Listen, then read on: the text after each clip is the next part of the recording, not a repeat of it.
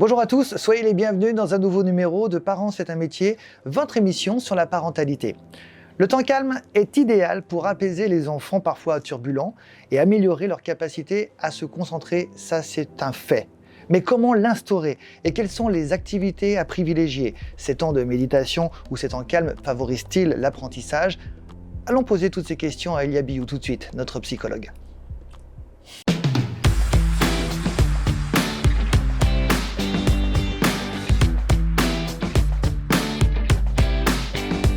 Bonjour Elia. Bonjour Guillaume. Alors, première question, comment faire pour que mon enfant ait envie de méditer? Ah, c'est une bonne question Guillaume. Peut-être que dans les premiers temps, il n'aura pas très envie. La première chose à faire, c'est de pourquoi pas pratiquer soi-même. Parce que plus vous allez pratiquer vous-même, plus l'enfant va vous voir pratiquer. Et forcément, avec un peu de chance, par mimétisme, il va avoir envie de pratiquer de lui-même. À quel âge peut-on commencer donc à demander à son enfant de tenter de méditer? Y a-t-il un âge? Il n'y a pas réellement d'âge. Maintenant, il faut qu'il soit en notion de comprendre ce qui se passe, ce qu'il fait et pourquoi il le fait.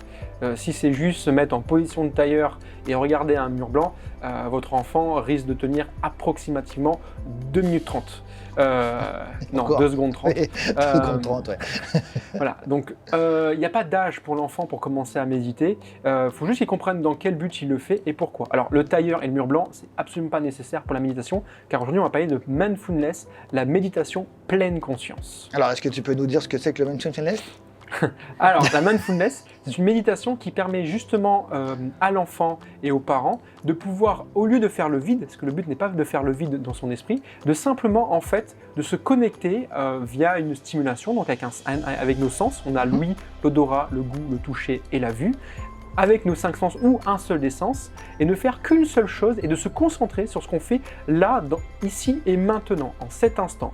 Et c'est très important, pourquoi? Parce que dans notre quotidien, on ne le fait absolument pas. On fait toujours plein de choses en même temps, on ne se pose pas sur une seule chose, alors que là, le but, c'est de se poser pendant un temps défini, entre 5 et 10 minutes dans la journée, si on peut 15 minutes, c'est vraiment l'idéal, et de pouvoir justement, en méditant, se gorger d'informations qu'on n'avait pas l'habitude de le faire. Et donc du coup, on peut le faire avec tout et n'importe quoi. On peut le faire en marchant, on peut le faire avec un stylo, on peut le faire en buvant ou même en mangeant, tout simplement en se concentrant sur l'instant présent et en essayant d'analyser la moindre information qu'à ce moment-là, on est en train justement d'éprouver. Est-ce que tu peux développer? Parce que là, on a l'impression que ça a l'air très très simple et pourtant, c'est quelque chose, j'imagine, un petit peu compliqué. Alors, c'est très simple. Vous avez différents tutos sur Internet qui sont plus ou moins intéressants. Le mieux, c'est d'en sélectionner un qui vous convienne à vous. Vous avez plusieurs applications aussi qui peuvent vous aider à rentrer en méditation. Mais le but étant tout simplement, par exemple, si vous en le buvant avec de l'eau, vous versez de l'eau, si possible une eau qui n'est pas trop, il n'y a pas trop de produits chimiques, sinon vous allez le ressentir plus fortement, et de pouvoir en fait tout simplement analyser le goût de l'eau, la couleur de l'eau, les sensations sur le palais, et tout ce que vous ressentez vis-à-vis justement de l'eau. Donc le fait de boire, toute la journée vous buvez, on ne prend pas l'instant d'apprécier l'instant présent, là, le but c'est de se poser ici et maintenant. Quels sont les rituels à mettre en place?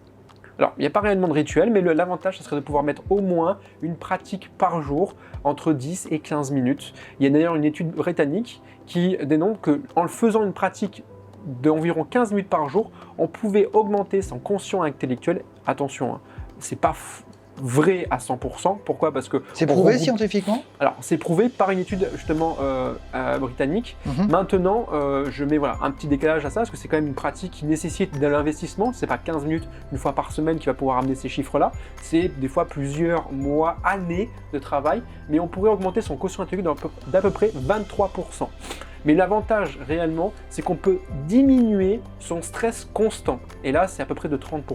Alors justement, comment aider son enfant, notamment à s'endormir et notamment en cas de stress, avec cette méditation ou sans cette méditation d'ailleurs? Alors, on lui explique les procédés qui se connectent via une petite chose, un stylo, de l'eau, un jouet qu'il aime bien, et que pendant un temps donné, il doit se concentrer avec ses sens sur ce jouet et d'analyser ce qu'il ressent par rapport à ce qu'il est en train de faire. Par exemple, s'il a un jouet qu'il aime beaucoup, même son doudou, et il va toucher les différentes textures. Souvent, les doudous ont différentes textures, parfois même visuelles, pour pouvoir justement amener. Ou alors les petites couvertures que des fois on offre aux enfants avec des patchwork dessus et qui connectent en fait ces différents sens dessus. Ça va avoir plusieurs effets. D'ailleurs, il se centre sur lui-même et sur ce qu'il ressent en cet instant. Donc, il crée des facteurs de résilience. En fait, dans l'amygdale, vous avez l'émotion les émotions sont créées par l'amygdale en fait du cerveau, et vous allez créer en fait un renforcement autour de l'amygdale et de l'hippocampe, donc le système limbique. Ce qui fait, c'est que du coup, il sera amené à mieux gérer son stress plus tard.